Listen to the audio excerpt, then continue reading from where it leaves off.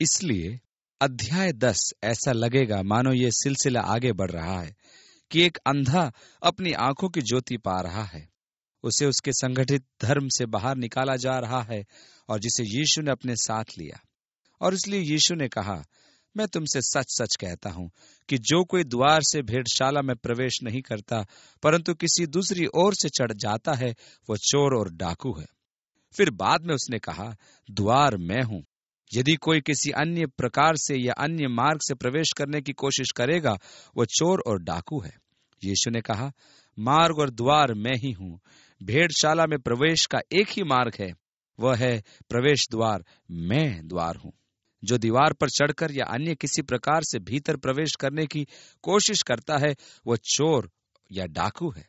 यदि तुम अपने अच्छे कामों के द्वारा या अपने धार्मिक कामों के द्वारा स्वर्ग के राज्य में प्रवेश करने की कोशिश करोगे तो कभी कामयाब नहीं होंगे। यीशु ने कहा, मार्ग, सत्य और जीवन मैं हूं। बिना मेरे द्वारा कोई पिता के पास नहीं आ सकता।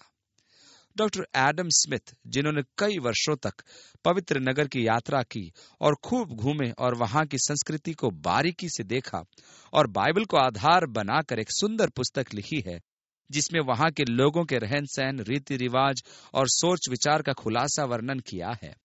उन्होंने एक गडरिये से एक दिन हुई बातचीत का वर्णन किया जिसमें वह गडरिया शहर की 4 दीवारी दिखाकर उनसे कहता है कि ये मेरी भेड़ों की भेड़शाला है और मैं अपनी भेड़ों को इसी में रखता हूं ताकि वे सुरक्षित रहें। इस पर डॉक्टर स्मिथ ने उससे कहा, इस दीवार में कोई द्वार तो है ही नहीं, फिर तुम भेड़ों को बाहर जाने से कैसे रोकते हो? और उसने कहा, मैं ही द्वार हूं। उसने कहा, एक बार मैं अपनी भेड़ों को अंदर कर देता हूं तो फिर उसके बाद मैं इस छेद से सट कर लेट जाता हूं। फिर न तो कोई भेड़ बाहर निकल सकती है और न कोई भेड़ या बिना मुझे लांगे अंदर जा सकता है। अब वह कोई बाइबल से संबंधित बात नहीं कर रहा था, न ही उसे धर्मशास्त्र के विषय में कुछ मालूम था, परंतु फिर भी उसने कहा, मैं द्वार हूं। अंदर जाने के लिए आपको मुझे लांग कर जाना होगा और बाहर आने के लिए भी मुझे लांगना होगा। अब यीशु इस प्रकार की एक भेड़शाला की बात कर रहा है जो 4 दीवारी से घिरी है और रात में भेड़ों को उसमें रखा जाता है ताकि वे सुरक्षित रहें। और उसने कहा, जो कोई द्वार से भेड़शाला में प्रवेश करता है वह भेड़ों का चरवाहा है। उसके लिए द्वारपाल द्वार खोल देता है और भेड़ें उसका शब्द सुनती है और वह अपनी भेड़ों का नाम ले लेकर बुलाता है और बाहर ले जाता है। इस प्रकार शाम को उन्हें सुरक्षित घेरे में रख दिया जाता है और सुबह जब उन्हें बाहर निकलने का समय आता है तो पता चलता है कि और भी भेड़ें हैं। रात्रि के समय वे सब आपस में मिल जाती हैं और सुबह जब चरवाहा उन्हें चारागाहों में ले जाने के लिए आता है तो वह द्वार पर खड़ा होकर आवाज लगाता है और उसकी भेड़ें उसकी आवाज पहचानती हैं और वे झुंड से निकलकर उसके पीछे हो लेती हैं। यदि आप चरवाहे की आवाज की नकल भी करें तो भी भेड़ें आपके पीछे नहीं आएंगी। वे अपने चरवाहे का स्वर पहचानती हैं और उसी के पीछे चलती हैं। और इसलिए उसने कहा, भेड़ें उसका शब्द सुनती है और वह उन्हें नाम ले लेकर बुलाता है और उन्हें बाहर ले जाता है। और वहां के लिए यह सुंदर तस्वीर बहुत जानी पहचानी थी, हमारे हिसाब से अनजानी थी, परंतु इसके पीछे मुख्य बात यह है कि चरवाहा अपनी भेड़ों को पहचानता है क्योंकि कुछ भेड़ें उसके झुंड की थी और कुछ उसके झुंड की नहीं थी। और इसी कहानी को धार्मिक नजरिए से आज हम देखते हैं तो ये संसार 2 प्रकार के लोगों में बटा हुआ है। कुछ उसकी भेड़ें हैं और कुछ उसकी भेड़ें नहीं हैं।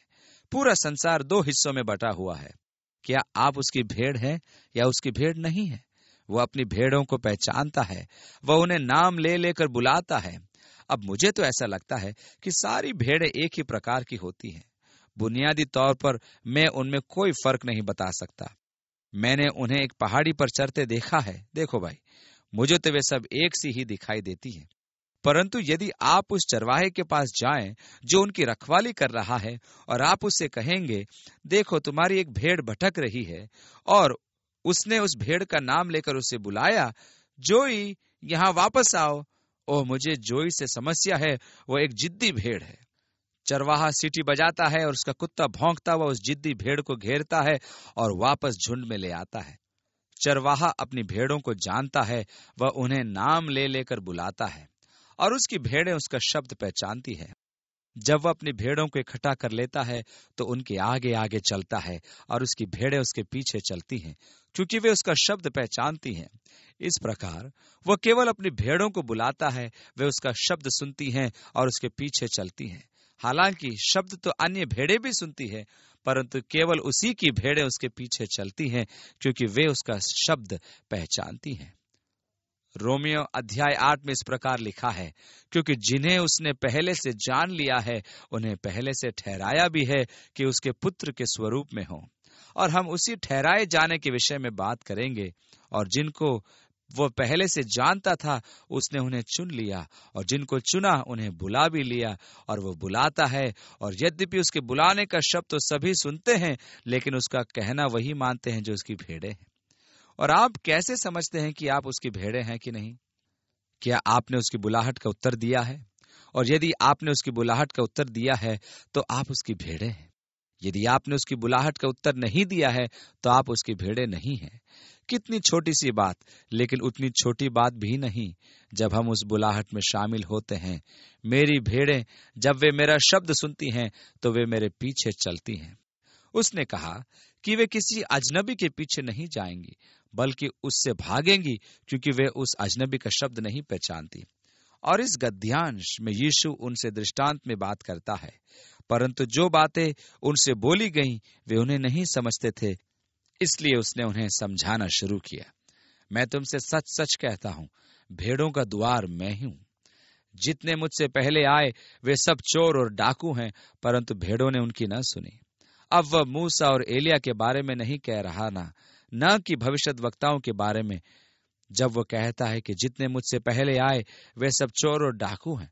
परंतु वो यहूदियों के रीति रिवाजों के गिरते हुए स्तर की बात कर रहा था, जो परमेश्वर के पास पहुंचने के अन्य मार्ग ढूंढ रहे थे। वे मनुष्यों को उनके कामों के फल से, फरीसियों की बेहुदा हरकतों से और व्यवस्था के अधीन लाकर परमेश्वर के पास लाने का यत्न कर रहे थे, परंतु भेड़ों ने उनकी नहीं सुनी। भेड़ों का द्वार मैं हूं। यदि कोई मेरे द्वारा भीतर प्रवेश करे तो उद्धार पाएगा, और भीतर बाहर आया जाया करेगा और चारा पाएगा। द्वार मैं हूं, यीशु ने कहा। भीतर प्रवेश करने के लिए तुम्हें मेरे पास आना ही होगा। यहूदियों के धार्मिक रीति रिवाज तुम्हारे किसी काम नहीं आने वाले। तुम्हें मेरे द्वारा ही प्रवेश करना होगा।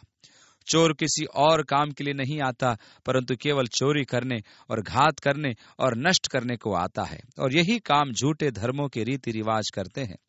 वे तुम्हारी चोरी करते हैं, वे तुम्हारे ऊपर डाका डालते हैं और अंत में तुम्हें बर्बाद कर देते हैं। परंतु यीशु ने कहा, मैं इसलिए आया कि वे जीवन पाएं और वे जीवन बहुतायत से पाएं। कितनी विषमता है उनके धार्मिक रीति रिवाजों में और मसीहियत में। अफसोस की बात है कि मसीहियत को भी संसार के अन्य धर्मों की तरह कतार में लगाया जाता है। मैं जब अन्य धर्मों का अध्ययन करता और उनके विश्लेषण करके मसीहियत के साथ मिलान करता हूं, तो पाता हूं कि मसीहियत कोई धार्मिक रीति रिवाज नहीं है। मूल अंतर इस बात में है कि अन्य धर्म मनुष्यों का परमेश्वर के पास या समीप पहुंचने का प्रयास है। इसलिए यदि मुझे धर्म का कार्टून बनाना होता तो मैं गोलाकार आकृति पृथ्वी को बनाता और अपनी कला का प्रयोग करते हुए उस घेरे पर एक मनुष्य को खड़ा करता जिसके दोनों हाथ ऊपर की ओर उठे होते, और ऐसा लगता कि वह परमेश्वर के पास पहुंचने का प्रयत्न कर रहा है। एक मनुष्य का पृथ्वी के आधार से ऊपर जाने का प्रयास। मैं उसे पंजों के बल खड़ा करता कि वह स्वर्ग में अनंत में परमेश्वर के पास पहुंचने का प्रयत्न कर रहा है। धार्मिक रीति रिवाजों का अर्थ है कि मनुष्य अपने और परमेश्वर के बीच एक पुल बनाने की कोशिश कर रहा है। परंतु आप कितना भी खींचे, आप अंत और अनंत के मध्य के अंतर को पाट नहीं सकते। यह असंभव है। यदि मैं मसीहत का एक चित्र बनाऊं तो मुझे एक गोलाकार वृत्त पृथ्वी को बनाना पड़ेगा, और उसमें से हाथ निकलकर पृथ्वी के उस छोटे मनुष्य की ओर बढ़ रहे हैं, क्योंकि मसीहियत परमेश्वर की कोशिश है मनुष्य तक पहुंचने की।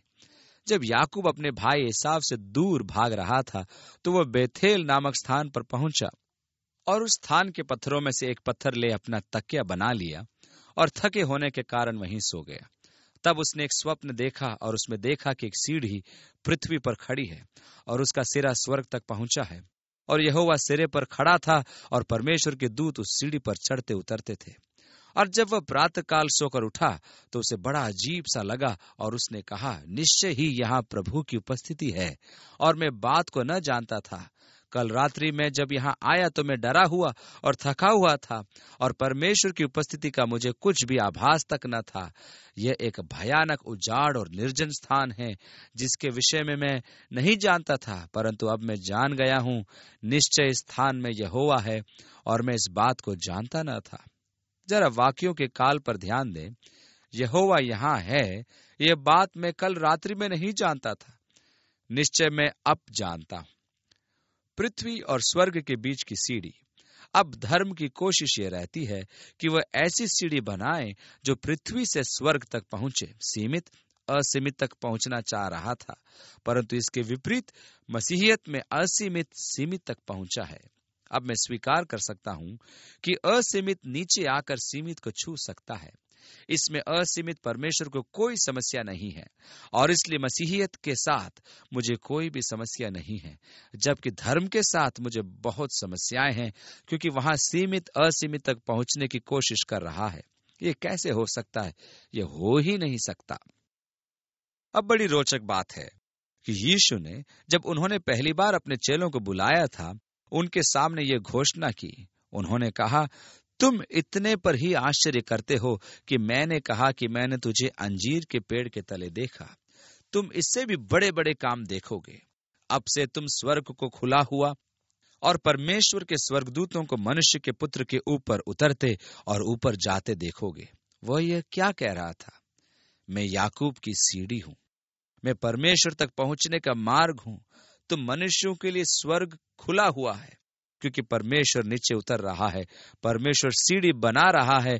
मैं वही सीढ़ी हूं जिसे परमेश्वर ने बनाया है, जिसके द्वारा मनुष्य परमेश्वर के पास पहुंच सकता है।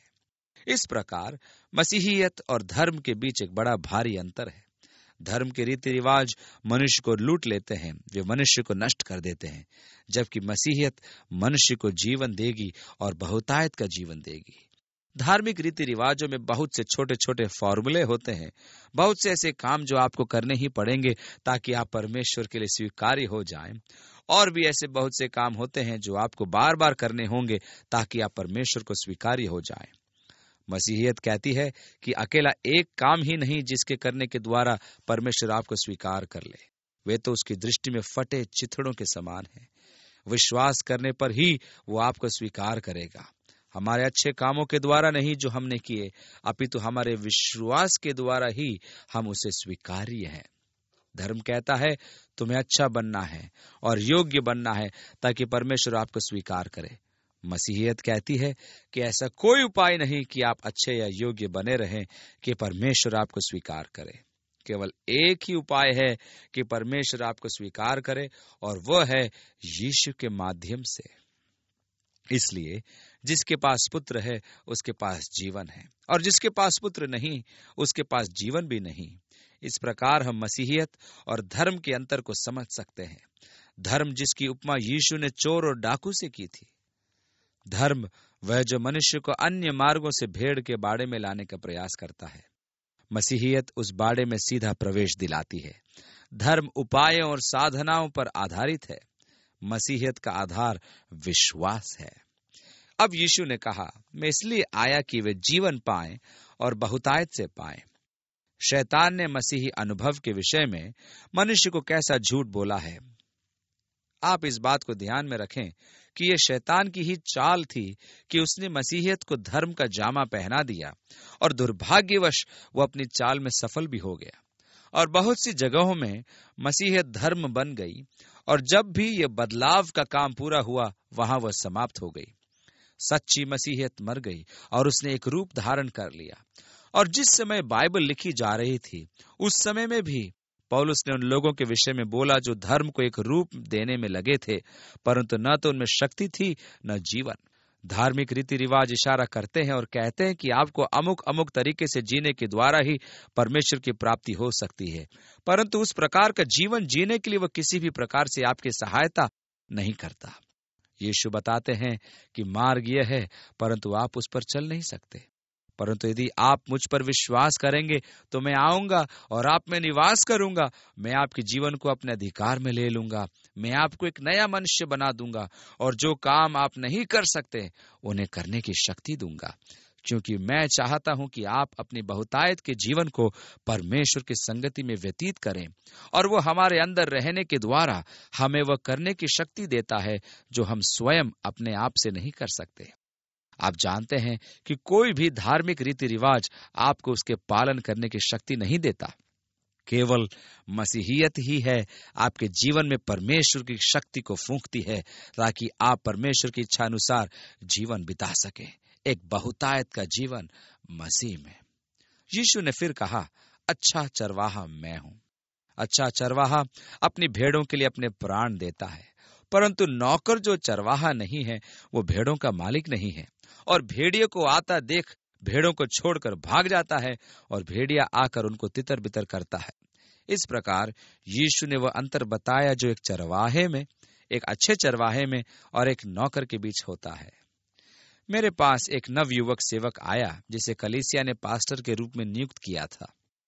उसने कलीसिया में जाकर संदेश दिया जिसे लोगों ने काफी पसंद किया। उसके बाद वह कलीसिया के बोर्ड के सदस्यों से मिला और सदस्यों ने उसके वेतन, कर्तव्य और उस पर लगाई जाने वाली पाबंदियों का निर्धारण किया। उन्होंने उसे एक सूची दी जिसमें लिखा था कि उसे क्या क्या करना है और क्या क्या नहीं करना है। और वह मेरे पास आया क्योंकि वह निश्चय नहीं कर पा रहा था कि उनके नौकरी के प्रस्ताव को स्वीकार करे अथवा नहीं, और मैंने उसे प्रस्ताव को अस्वीकार करने की सलाह दी। मैंने कहा, वास्तव में उन्हें चरवाहा नहीं बल्कि नौकर चाहिए। वे तुम्हें नौकर की तरह सेवक रखना चाहते हैं ताकि तुम वही कहो जो वे सुनना चाहते हैं, वही काम करो जो वे चाहते हैं, परंतु वास्तव में उन्हें चरवाहे की जरूरत नहीं है। उन्हें तो एक कठपुतली चाहिए जिसे वे अपनी मर्जी से नचा सके, और मैं उनके हाथ की कठपुतली नहीं बनना चाहता। मेरी सेवाएं बिकाऊ नहीं है। एक किराए का नौकर उतनी अच्छी प्रकार से भेड़ों की रखवाली नहीं कर सकता जितनी अच्छी प्रकार से एक चरवाहा करता है।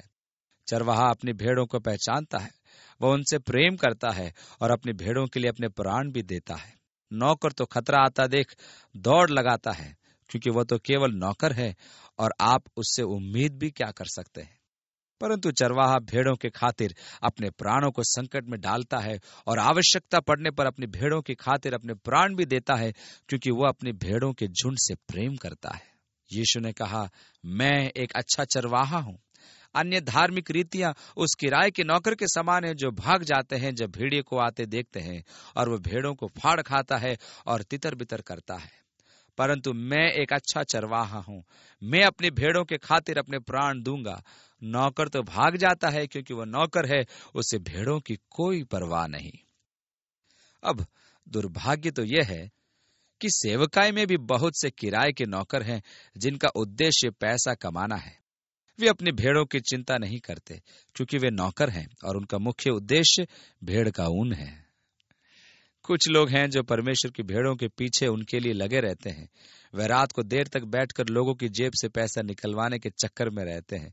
वे सोचते हैं कि यदि हम फला फला बात परिपत्र में लिखें, और आप सोचें कि वे खर्च करते हैं और विशेषज्ञों को बुलाकर धूर्तता भरे परिपत्र लिखवाने में हजारों रुपया खर्च करते हैं ताकि भेड़ों के ऊन कतर सके। वे तो नौकर हैं, उन्हें परमेश्वर की भेड़ों की कोई चिंता नहीं। यदि परिपत्र या पत्र में यह लिखा होता है, श्रीमान मैं तो आज आपके ही बारे में विचार कर रहा था, सब कुछ ठीक ठाक तो है। मैं आज सुबह जब प्रार्थना कर रहा था तो परमेश्वर ने मुझे आपका ध्यान दिलाया और मेरे दिल में बड़ी तीव्र इच्छा हुई कि मैं आपके पास आकर बैठूं और बातचीत करूं, परंतु मैं जानता हूं कि आप बहुत व्यस्त हैं और फिर आपके पास समय भी तो नहीं कि आप मेरे पास आ सकें।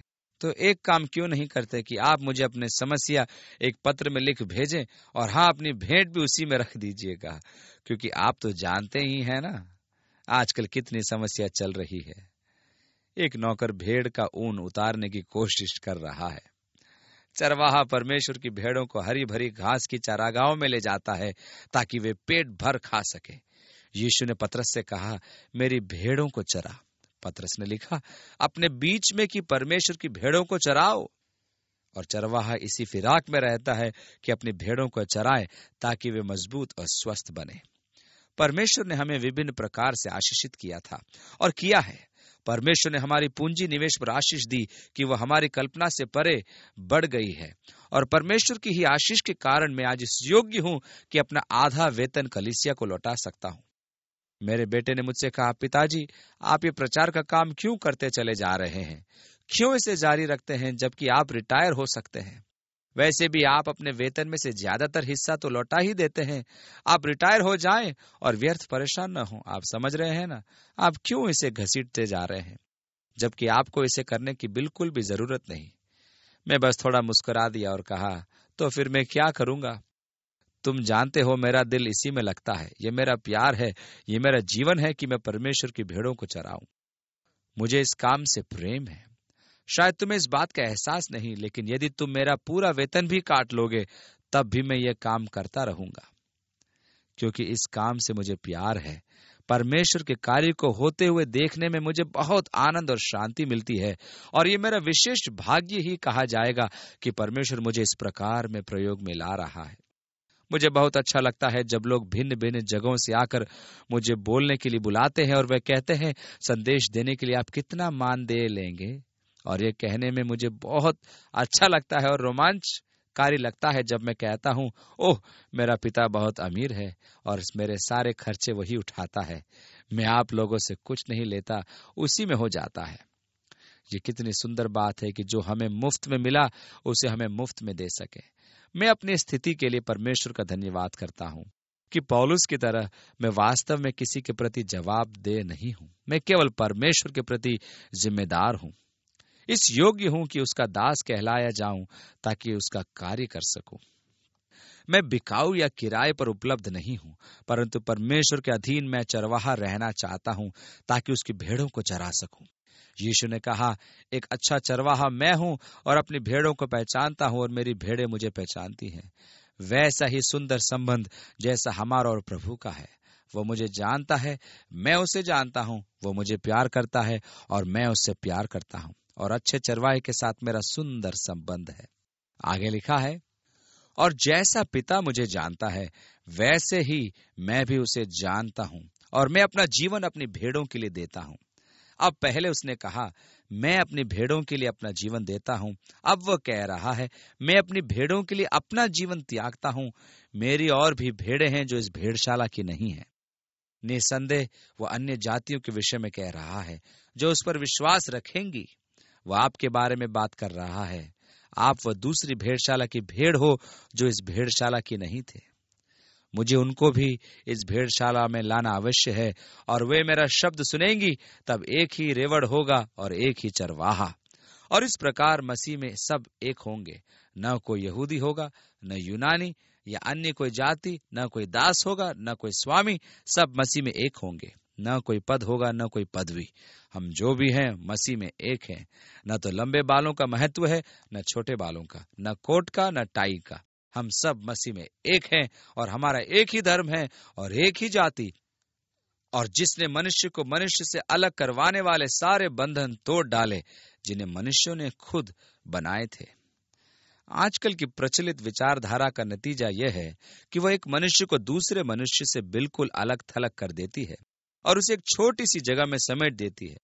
इन विचारकों की सच्चाई का कोई सार्वभौमिक आधार नहीं है। यह तो केवल व्यक्तिगत अनुभवों पर आधारित है कि जैसा आप अनुभव करते हैं वैसे ही मान लेते हैं और वह आपके लिए सच बन जाता है। परंतु यह सत्य केवल आपके लिए ही सत्य रहता है। आपके बाजू वाले के लिए जरूरी नहीं कि वह सच हो, और इस प्रकार आप अकेले पड़ जाते हैं। आप एक आधुनिक कला को देखें जो वर्तमान में चालू विचारधारा का एक नमूना है। उसके रंगों की ओर देखें। ऐसा लगता है जैसे किसी ने 10 कदम पीछे हटकर एक लाल रंग का गोला कागज पर दे मारा हो, और फिर आप उसको एक शीर्षक देते हैं, एक सुंदर घाटी में डूबते हुए सूरज का नजारा। फिर आप उसे देखते हैं, उसका अध्ययन करते हैं।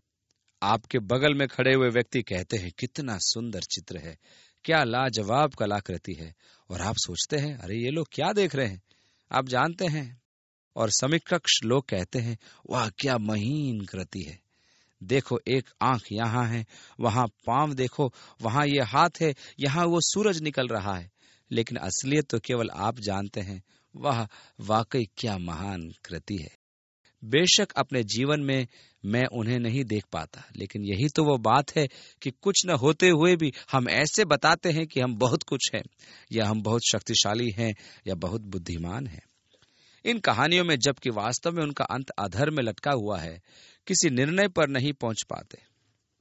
एक नवयुवक सड़क पर चला जा रहा है और आप कुछ नहीं कह सकते कि वह किस समय पिस्तौल निकालकर अपने ही भेजा उड़ा दे और उसी क्षण उसे जीवन की कहानी समाप्त हो जाए। या आप यह भी नहीं कह सकते कि वह घर जाकर अपने पत्नी से मेल मिलाप कर ले और फिर दोनों जीवन भर हंसी खुशी से रहे। वे आपको दुविधा की स्थिति में छोड़ते हैं। अपने जीवन के विषय में अंतिम निर्णय आपको ही लेना है, और यही बात अस्तित्व की विचारधारा का लक्षण है। हर मनुष्य को स्वयं ही अपनी व्याख्या देनी है, इसलिए कहानी को क्या मोड़ देना है ये आप ही तय करेंगे। वास्तव में उसने क्या कहा, आप क्या जानते हैं वह क्या चाहता है? नहीं भाई, मैं नहीं जानता। मैं सोचता हूं कि यह बात लेखकों की वृद्धावस्था की कमजोरियों का एक बहाना बन जाती है। वे नहीं जानते कि वे अपने लेखन में क्या कहने की कोशिश कर रहे हैं, परंतु वह इतनी गंभीर दिखाई देती है कि कोई भी उसे नहीं समझ पाता। आप जानते हैं ना, और इसलिए सब उसकी तारीफ करते हैं, और यह तो बहुत अच्छा है, कोई उसे नहीं समझता, यह तो बहुत बढ़िया लिखा हुआ है। परंतु उसका प्रभाव यह होता है कि हम अलग थलग पड़ जाते हैं। मनुष्य बहुत सी बातों के कारण अपने और दूसरों के बीच एक दीवार खड़ी कर लेता है, परंतु उन दीवारों को गिराने का उपाय यीशु के पास है। वो सबों को एकत्रित करके कहता है और खुलेआम कहता है, सत्य मैं हूं। वो सबों को अच्छा लगने वाला एक आधार देता है, क्योंकि वह स्वयं सार्वभौमिक सच्चाई है। इसलिए हम सब मिलकर उसमें एक हैं। दीवारें गिरा दी गई हैं, और इसलिए पौलुस ने कहा, उसने आपसी मतभेद उत्पन्न करने वाली बाधाओं को हटा दिया है जो हमारे बीच में थी, और हमें एक कर दिया है। मेरी कुछ और भेड़ें हैं जो इस झुंड की नहीं हैं। मुझे उनको भी बुलाना अवश्य है, ताकि एक ही झुंड हो और एक ही चरवाहा। मेरा पिता क्या मुझसे इसलिए प्रेम करता है क्योंकि मैं अपने प्राण त्यागता हूं, ताकि मैं उसे दोबारा ले लूं? इस प्रकार हम देखते हैं कि वह अपनी मृत्यु और पुनरुत्थान दोनों के विषय में भविष्यवाणी कर रहा है, जो कि उस समय से केवल 5 माह की अवधि की दूरी पर थी। कोई मुझसे मेरा प्राण नहीं लेता, परंतु मैं स्वयं उसको त्यागता हूं। मैं उसे त्यागने में भी और पुनर्लेने में भी समर्थ हूं, और ये आज्ञा मुझे मेरे पिता ने दी है। यीशु ने गवाही दी, मैं अपना प्राण त्यागने में समर्थ हूं, और यह बात उसने क्रूस पर प्रमाणित कर दी। कोई भी मुझसे मेरा प्राण नहीं ले सकता। उन लोगों ने उसे क्रूस पर मारा नहीं था, अपितु उसने स्वयं अपने प्राण त्याग दिए थे। उसने उन्हें यह मौका नहीं दिया कि वे उसे जान से मार पाते। वे उसे मार भी नहीं सकते थे। उसने स्वयं अपने प्राण त्यागे। उसने कहा, हे पिता, मैं अपनी आत्मा तेरे हाथों में सौंपता हूं। और यह कहते हुए उसने अपने प्राण त्याग दिए। उसने अपने प्राणों को छोड़ दिया, क्योंकि कोई भी मनुष्य मेरे प्राण नहीं लेता, मैं स्वयं अपने प्राण त्यागता हूं। मुझे अपने प्राण त्यागने का भी अधिकार है, और मुझे उसे वापस लेने का भी अधिकार है।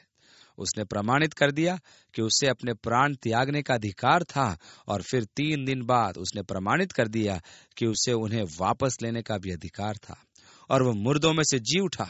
और हम इस बात का उत्सव मनाएंगे, कब्र खाली है, वह अपने प्राणों को वापस लेने के लिए सामर्थी है। अब इन बातों के कारण यहूदियों में आपस में फूट पड़ गई। कईयों ने कहा, इसमें दुष्ट आत्मा है, वो पागल है, तुम उसकी बात सुनते भी क्यों हो? औरों ने कहा, ये ऐसे मनुष्य के शब्द नहीं है जो पागल हो या जिसमें दुष्टात्मा हो। क्या ऐसा व्यक्ति जिसमें दुष्टात्मा हो किसी अंधे को आंखें दे सकता है? और इस प्रकार उनमें आपस में गहरे मतभेद पैदा हो गए। अब समय बीतता गया, और पद 21 और 22 के बीच, अर्थात अक्टूबर और दिसंबर के बीच का समय बीत जाता है। पद 21 में जो घटनाएं घट रही थी, उस समय यरूशलेम में अक्टूबर महीना था, और वह तंबुओं अर्थात झोपड़ियों के पर्व का समय था। अब यूहन्ना हमें बताता है कि उस समय यरूशलेम में स्थापन का पर्व था, जिसे बत्तियों का या प्रकाश का पर्व भी कहते हैं, जो 25 दिसंबर को मनाया जाता था। और यहूदी कैलेंडर के अनुसार किसलवे नामक 9वें महीने में यह हुआ करता था। स्थापन का पर्व यहूदा मकाबी द्वारा मंदिर को शुद्ध करने के उपलक्ष्य में मनाया जाता था, जो अंतियार्तुस एपिफेन द्वारा शुद्ध किया गया था, जो सीरिया की सेना का सरदार था, परंतु मूलतः यूनानी था। और ये प्रकाश का पर्व उसी मंदिर के पुनः शुद्धिकरण के उपलक्ष्य में मनाया जा रहा था। और जाड़े की ऋतु थी और यीशु मंदिर में सुलेमान के औसारे में टहल रहा था। तब यहूदियों ने उसे आ घेरा और पूछा, तू हमारे मन को कब तक दुविधा में रखेगा? यदि तू मसीह है तो हमसे साफ कह दे। यीशु ने उन्हें उत्तर दिया, मैंने तुमसे कह दिया पर तुम विश्वास करते ही नहीं। वो उनसे पहले ही कह चुका था कि इससे पहले कि अब्राहम हुआ मैं हूं। इसलिए उसने कहा कि मैं तुम्हें पहले ही बता चुका हूं। वे चाहते थे कि वह उनसे साफ साफ कहे कि मैं मसीह हूं, परंतु वह उनसे यह बात कहना नहीं चाहता था। इससे पहले यीशु ने अपने चेलों से कहा था, तुम मेरे विषय में क्या कहते हो कि मैं कौन हूं? और पतरस ने कहा, तू जीवते परमेश्वर का पुत्र मसीह है। और यीशु ने कहा, शमौन तू धन्य है, मांस और लहू ये बात तुम पर प्रकट नहीं करते, परंतु मेरा पिता जो स्वर्ग में है। ये बात उसने शिष्यों के सामने स्वीकार की। सामरी स्त्री के सामने भी, जिसने कहा, मैं जानती हूं कि जब मसीह आएगा वह हमें सब बातें सिखाएगा, उसने कहा था, मैं जो तुझसे बोल रहा हूं वही हूं। परंतु ये बात उसने यहूदियों से साफ तौर पर नहीं बोली थी, और वे उससे यही सुनना चाहते थे, तू हमारे मन को कब तक दुविधा में रखेगा? यदि तू मसीह है तो हमसे साफ साफ कह दे, उन्होंने उससे पूछा था। यीशु ने उन्हें उत्तर दिया, मैंने तुमसे कह दिया, पर तुम विश्वास करते ही नहीं। जो काम मैं अपने पिता के नाम से करता हूं वे ही मेरे गवाह हैं। अंधे मनुष्य की आंखें खोलना, 38 वर्ष के रोगी मनुष्य को चंगा करना, ये सब आश्चर्य कर्म जो वह कर रहा था, उसका कहना था कि मुझे तुम्हें स्पष्ट बताने की आवश्यकता नहीं है, ये काम ही मेरे गवाह हैं कि कौन हूं मैं। और यदि आप यशायाह भविष्यद्वक्ता की पुस्तक के 61वें अध्याय को देखें तो मसीह के संबंध में इन तमाम बातों को वहां पाएंगे। मगर तुम मेरा विश्वास इसलिए नहीं करते क्योंकि तुम मेरी भेड़शाला के नहीं हो। काफी रोचक बात है। जब हम पूर्व निश्चित भाग्यवाद की चर्चा करेंगे तो इसके विषय में खुलकर बात अपन करेंगे। जैसा कि मैंने तुमसे कहा कि मेरी भेड़ें मेरा शब्द सुनती हैं और मैं उन्हें जानता हूं और वे मेरे पीछे चलती हैं। परंतु अब जो बात हो रही है वह 3 माह बाद की बात है, और अब वह अपनी उसी आखिरी बात पर आया था जो वह उनसे कह रहा था कि उसकी भेड़ें उसके पीछे चलती हैं। समय बीतता जाता है और यीशु घुमा फिरा के उन्हें उसी बात पर ले आता है जिसके विषय में उसने उनसे पहले कहा था। अब इसी बीच उसने कुछ मजेदार बातें की कि उसकी भेड़ें उसका शब्द ध्यान से सुनती हैं। मेरी भेड़ें मेरा शब्द सुनती हैं, मैं उन्हें जानता हूं और वे मेरे पीछे आती हैं, और मैं उन्हें अनंत जीवन देता हूं और वे कभी नाश न होंगी, और न ही कोई मनुष्य उन्हें मेरे हाथ से छीन लेगा। आप जानते हैं कि जब मैं उन बातों को पढ़ता हूं तो मैं प्रभु का बहुत धन्यवाद करता हूं कि मैं भी उसकी एक भेड़ हूं। कितना बड़ा एक वायदा प्रभु ने हमसे किया। कितना सुखद एहसास है उसकी भेड़ बनना, उसकी आवाज सुनना, उसका शब्द सुनकर उसके पीछे चलना, इस एहसास से कि हम कभी नाश न होंगे और न ही कोई हमको उससे अलग कर सकेगा, अनंत जीवन को प्राप्त करना। उसने कहा, मेरा पिता जिसने उन्हें मुझको सौंपा है उन सबसे बड़ास है और कोई उन्हें मेरे पिता के हाथ से छीन नहीं सकता। मैं और पिता एक है। उन्हें अब समझ में आ गया कि वह क्या कह रहा था और उसे मारने के लिए उन्होंने पत्थर उठाए। हाँ, हम भी अब उसके कहने का मतलब साफ साफ समझ गए हैं। यीशु ने उन्हें उत्तर देते हुए कहा, अपने पिता की ओर से मैंने तुम्हें बहुत से अच्छे काम दिखाए हैं। अब तुम उनमें से कौन से काम के लिए मुझे पत्थरवाह करना चाहते हो? क्या इसलिए मैंने एक अंधे मनुष्य की आंखें खोली या बेथेस्दा की कुंड पर एक लंगड़े को चंगा किया? तो उनमें से कौन से काम के लिए तुम मुझे पत्थरवाह करना चाहते हो? और उन्होंने कहा, हम तुम्हारे अच्छे कामों के लिए पत्थरवाह नहीं कर रहे हैं, परंतु परमेश्वर की निंदा करने के कारण और इसलिए कि तू मनुष्य होकर अपने आप को परमेश्वर बताता है। वे उसके कहने का अर्थ ठीक प्रकार से समझ गए कि वह कह रहा था कि मैं और पिता एक हैं, इसलिए कि तू मनुष्य होकर अपने आप को परमेश्वर बनाता है। और यीशु ने उन्हें उत्तर दिया, मैंने कहा कि क्या तुम्हारी व्यवस्था में नहीं लिखा है? अपनी व्यवस्था को ध्यान से देखो। जो मैंने कहा, यहाँ वह स्वयं व्यवस्था का लेखक होने का दावा कर रहा है। क्या तुम्हारी व्यवस्था में नहीं लिखा है? मैंने कहा तुम ईश्वर हो। यदि उसने उन्हें ईश्वर कहा जिनके पास परमेश्वर का वचन पहुंचा और पवित्र शास्त्र की बात असत्य नहीं हो सकती, तो जिसे पिता ने पवित्र ठहराकर जगत में भेजा है, तुम उससे कहते हो तू निंदा करता है, इसलिए कि मैंने कहा मैं परमेश्वर का पुत्र हूं। यदि मैं अपने पिता का काम नहीं करता तो मेरा विश्वास न करो, परंतु यदि मैं करता हूं तो चाहे मेरा विश्वास न भी करो, परंतु उन कामों का तो विश्वास करो। यहाँ वह फिर अपने कामों को अपना गवाह ठहरा रहा है। अब उसके कहने का क्या अर्थ है? जिनके पास परमेश्वर का वचन पहुंचा वे ईश्वर कहलाए। यह उदाहरण हम भजन संहिता 82 के 6 आयत में पाते हैं। वास्तव में यूहन्ना के अध्याय में आप भजन संहिता 82 का निशान लगा लें, ताकि जब मोर्मोन संप्रदाय के लोग आपके द्वार पर आकर यह साबित करने की कोशिश करें कि उन्हें पूरा अधिकार है कि वे परमेश्वर के वंशज कहलाएं और ईश्वर बने, तो उनके कहने का आधार यही होगा, क्योंकि उसने कहा तुम ईश्वर हो। और भजन संहिता 82 में कहा मैंने कहा था तुम ईश्वर हो और सब के सब परम प्रधान के पुत्र हो। अब ध्यान दें, वो यहाँ उदाहरण दे रहा है। मैंने कहा, वो पवित्र शास्त्र की बात कह रहा है। वो पवित्र शास्त्र के किस भाग के बारे में कह रहा है? आप अंकित कर लीजिए, भजन संहिता 82 उसका 6 आयत, निर्गमन 22 का 8 और 9। और लीजिए, अब आपके पास एक संदर्भ बाइबल तैयार है। निर्गमन 22 में परमेश्वर की व्यवस्था का वर्णन है, जिसके अंतर्गत न्यायियों को लोगों का न्याय चुकाना था। और जब ये सब चीजें होंगी, इस प्रकार की परिस्थितियां पहले से थी, तो न्यायियों को उन प्रकरणों में से उसी व्यवस्था के अनुसार ही न्याय करना था। और इस प्रकार इजराइल के न्यायियों के लिए परमेश्वर व्यवस्था थी कि वे परमेश्वर की व्यवस्था के अनुसार ही इजरायलियों का न्याय चुकाएं। इस प्रकार पद 8 में वह कह रहा है कि ऐसी स्थिति में जबकि यदि चोर न पकड़ा जाए तो घर का स्वामी परमेश्वर के पास लाया जाए कि निश्चय हो जाए कि उसने अपने भाई बंधु की संपत्ति पर हाथ लगाया है या नहीं, ये देखने के लिए कि उसने अपने पड़ोसी के संपत्ति पर हाथ लगाया या नहीं। हर प्रकार के प्रकरणों को सुलझाने के लिए, चाहे वह बैल की चोरी या गधे की या भेड़ की या वस्त्र की या फिर किसी अन्य प्रकार की वस्तु की हो जिसे अन्य व्यक्ति कहे कि वह मेरी है, दोनों के मामले न्यायियों के सामने लाए जाएंगे और वे जिसे दोषी ठहराएंगे उसे दुगना देना पड़ेगा। अब जबकि आपकी जैकेट नहीं मिल रही है, सारा घर छान मारा फिर भी नहीं मिली, आप किसी काम से स्टोर में जाते हैं, वहां अपने पड़ोसी को देखते हैं कि वह आपकी जैकेट पहने खड़ा है और आप उससे कहते हैं वह मेरी जैकेट है जिसे मैं अपने घर में ढूंढ रहा था। अरे नहीं, ये आपकी नहीं है, मैं इसको तो अपने टिप टॉप के यहां से खरीद कर लाया हूं। और इस प्रकार एक मामला तैयार हो जाता है। पड़ोसी को इस बात से इनकार है कि उसने चोरी की है, इसलिए आप न्यायियों के पास आते हैं और अब उन्हें न्याय चुकाना है। इनके सामने दोनों पक्षों की फरियाद रखी जाती थी। अब मजेदार बात यह है कि इब्रानी भाषा में न्यायियों के लिए इलोहीम शब्द प्रयोग किया गया है, जो ईश्वर के लिए भी किया जाता है। इस प्रकार न्यायी ईश्वर के समान है, जो अपने न्याय के द्वारा लोगों के भाग्य का फैसला करते हैं।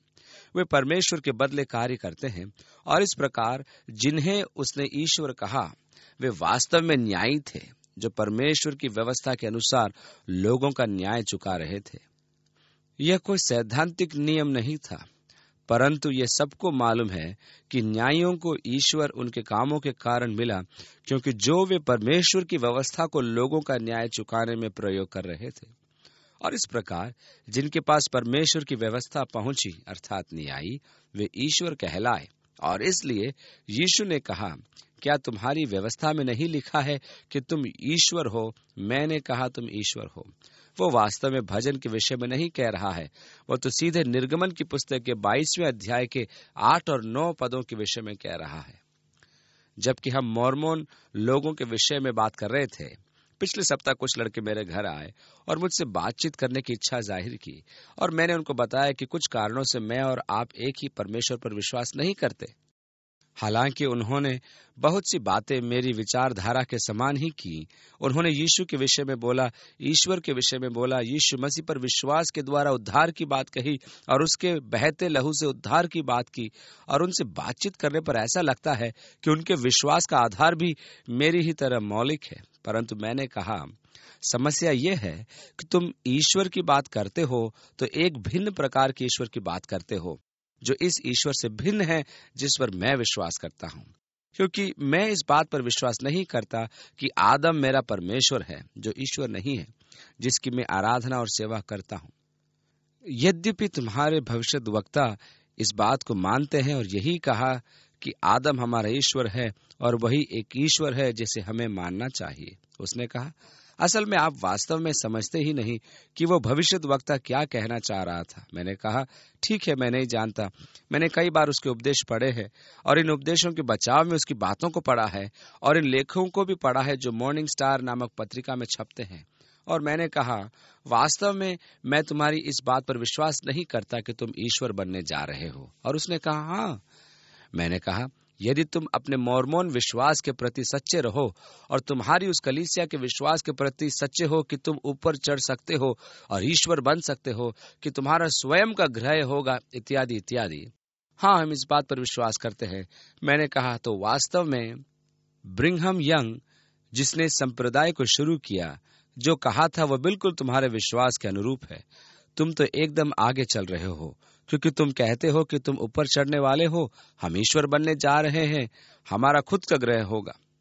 वह अपनी बात से थोड़ा पीछे हटा और वह कह रहा था कि आदम किसी दूसरी दुनिया में रह रहा था और बड़ी सिद्धता प्राप्त करके ईश्वर बन गया था, और एक वहां स्वर्ग से एक पत्नी हव्वा को धरती पर ले आया था और यहाँ धरती पर सब काम आरंभ किए। इस प्रकार मोर्मोन लोगों के सिद्धांतों को एकदम आगे बढ़ाने के बजाय उसने उसे एक कदम पीछे ढकेल दिया, और यदि अगला कदम सही हो तो पिछला कदम भी सही होगा। इसलिए ब्रिघम ने जब आपके सिद्धांतों का खुलासा किया तो उसने सही बताया कि आप एक कदम आगे बढ़ने के बजाय यदि एक कदम पीछे लेंगे तो आप ईश्वर बन सकते हैं, क्योंकि यह हिसाब तो अनादिकाल से चला आ रहा है। और मैंने कहा, और तुम कहते हो कि यीशु मसीह पर विश्वास के द्वारा उद्धार प्राप्त किया जा सकता है, परंतु जिस यीशु पर तुम विश्वास करते हो वह क्या शैतान का भाई है? और उसने कहा कि उसका यही विश्वास है कि वह लूसीफर का भाई है। और मैंने कहा, तो फिर वह तो यीशु नहीं है जिस पर मैं विश्वास करता हूँ। तुम किसी दूसरे यीशु मसीह की बात कर रहे हो। तुम जिस यीशु की बात कर रहे हो उसे मैं नहीं जानता, क्योंकि जिस यीशु को मैं जानता हूँ वो लूसीफर का भाई नहीं है, क्योंकि ऐसा होने पर तो लूसीफर भी परमेश्वर का बेटा कहलाएगा। परंतु जिस यीशु पर मैं विश्वास करता हूँ वह तो परमेश्वर का इकलौता बेटा है, उसे बनाया नहीं गया, जबकि लूसीफर परमेश्वर द्वारा रचित है। और यदि तुम यीशु को लूसीफर का भाई मानते हो तो तुम यीशु को नीचे गिरा रहे हो। यीशु ने कहा, मैं और पिता एक है। इसलिए जिस यीशु पर मैं विश्वास करता हूँ वह लूसीफर का भाई नहीं है, अपितु पिता में एक है। और इसलिए हम और तुम भिन्न भिन्न ईश्वर और भिन्न भिन्न यीशु में विश्वास करते हैं। वे लड़के जो मुझसे मिलने आए थे मेरी बातें सुनकर सन्न हो गए। वे अपना सिर हिलाते हुए वहां से चले गए और मैं उनके लिए प्रार्थना कर रहा हूँ। मैं अत्यंत गंभीरता से उनके लिए प्रार्थना कर रहा हूँ, क्योंकि वे बहुत प्यारे बच्चे थे। मैं उनके मनोबल को तोड़ना नहीं चाहता था, परंतु मैं चाहता था कि उनके लिए यह जानना महत्वपूर्ण था कि वे जिस यीशु की घोषणा कर रहे थे वो वास्तव में उस यीशु से भिन्न था जो मेरा चरवाहा है, जिसकी आवाज सुनकर मैं उसके पीछे चलता हूँ। क्योंकि जिस यीशु पर मैं विश्वास करता हूँ वह पिता में एक है। वह पूर्ण अधिकार के साथ कह सकता है कि मैं और पिता एक है। इसलिए यह कहना कि तुम ईश्वर हो न्यायों के बराबर में कहा गया है, जो परमेश्वर की व्यवस्था अनुसार लोगों का न्याय करते थे। अब अगर यीशु ने उनको जिनके पास परमेश्वर का वचन आया ईश्वर कहा, तो उसने किसी भी प्रकार से पवित्र शास्त्र का उल्लंघन नहीं किया। तुम उसके विषय में कहते हो जिसे पिता ने पवित्र ठहराया। अब यीशु ने कहा कि सबसे पहली बात तो यह है कि पिता ने मुझे अलग से इस संसार में भेजा, और तुम कहते हो कि मैं परमेश्वर की निंदा कर रहा हूँ, क्योंकि मैं कहता हूँ कि मैं परमेश्वर का पुत्र हूँ। और अगर मैं पिता के कार्य न करूँ तो मुझ पर विश्वास मत करो। एक बार फिर से वो अपने कामों को अपना गवाह ठहरा रहा है। फिलिपुस ने कहा, एक बार हमें पिता को दिखा दीजिए तो हमें तसल्ली हो जाएगी। और यीशु ने कहा, हे फिलिपुस, मैं इतने दिनों से तुम्हारे साथ हूं, क्या तुमने अभी तक मुझे नहीं देखा? क्योंकि जिसने मुझे देख लिया उसने पिता को भी देख लिया। तब तू क्यों बोलता है कि हमें पिता को दिखा? क्या तू अब तक विश्वास नहीं करता कि मैं पिता में हूं और पिता मुझ में है? नहीं तो मेरे कामों के अनुसार ही मेरा विश्वास करो। वास्तव में उसके काम ही उसके सबसे बड़े गवाह हैं, क्योंकि कोई व्यक्ति किसी अंधे की आंखें नहीं खोल सकता। कोई व्यक्ति ऐसे काम नहीं कर सकता जब तक कि परमेश्वर उसके साथ न हो, जैसा कि 3 अध्याय में निकुदेमुस ने उसे पहचाना था। परंतु यदि मैं अपने पिता के काम नहीं करता तो मेरा विश्वास न करो, परंतु यदि मैं करता हूं तो चाहे मेरे विश्वास न भी करो, परंतु उन कामों का तो विश्वास करो, ताकि तुम जानो और समझो कि पिता मुझ में है और मैं पिता में हूं। तब उन्होंने फिर से उसे पकड़ने का प्रयत्न किया, परंतु वो उनके हाथ से निकल गया, क्योंकि अभी तक उसका समय नहीं आया था। उन्होंने उसे घेर लिया था, परंतु वो उनके हाथ से निकल गया। फिर वह यरदन के पार उस स्थान पर चला गया जहां यूहन्ना पहले बपतिस्मा दिया करता था, और वहीं रहा। वह वहां तब तक रहा जब तक उसने यरूशलेम की अंतिम यात्रा नहीं की, जब उसे मरियम और मार्था के द्वारा बुलवाया गया और जहां उसने मृत लाजर को जीवित किया, पकड़वाया गया ताकि क्रूस पर बलिदान हो। सो अब वह यरदन के पार उस स्थान पर चला गया जहां उसने यूहन्ना बपतिस्मा देने वाले के साथ अपनी सेवकाई प्रारंभ की थी। और बहुत से लोग उसके पास आकर कहते थे, यूहन्ना ने तो कोई चिन्ह नहीं दिखाया, परंतु जो कुछ यूहन्ना ने इसके विषय में कहा वह सब सच है। और वहां बहुतों ने यीशु पर विश्वास किया। जो लोग उस इलाके में रहते थे, उन्होंने यूहन्ना की सेवकाई के मध्य उसे बोलते हुए सुना था कि एक है जो मेरे पीछे आता है, वह मुझसे कहीं अधिक शक्तिशाली है, और मैं तो उस योग्य भी नहीं कि उसकी जूती का बंद खोल सकूं। उन्होंने कहा कि जो कुछ यूहन्ना ने यीशु के विषय में कहा था सब सच था। यहाँ यरदन नदी के किनारे बहुतों ने उस पर विश्वास किया था, और उसने वहां कुछ माह, वास्तव में दिसंबर, जनवरी, फरवरी, मार्च से लेकर अप्रैल तक का समय वहां यरदन के किनारे बिताया। फिर उसने यरूशलेम की ओर अपनी अंतिम यात्रा आरंभ की। अब अध्याय 11 में हम उसे बेथनिया के इलाके में पाते हैं, जहां लाजर था और जहां उसने वह अद्भुत चमत्कार दिखाया।